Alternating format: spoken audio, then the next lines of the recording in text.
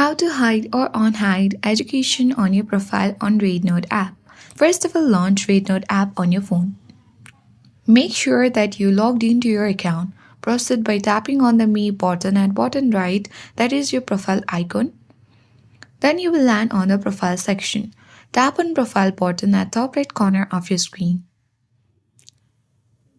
Once on the profile, scroll down and navigate to education. If you have added any education, you can easily show or unhide your education. Simply, in order to hide, you need to make sure to toggle off the button for show education and make it gray. In order to unhide, toggle the button on and then your education will be shown on your profile on RedNote. Tap on Save button at top right corner of your screen. In this way, you can hide or unhide in this way, you can hide or unhide education on your profile on RedNote. I hope this guide was helpful. If it was, then do like, share, comment, and don't forget to subscribe.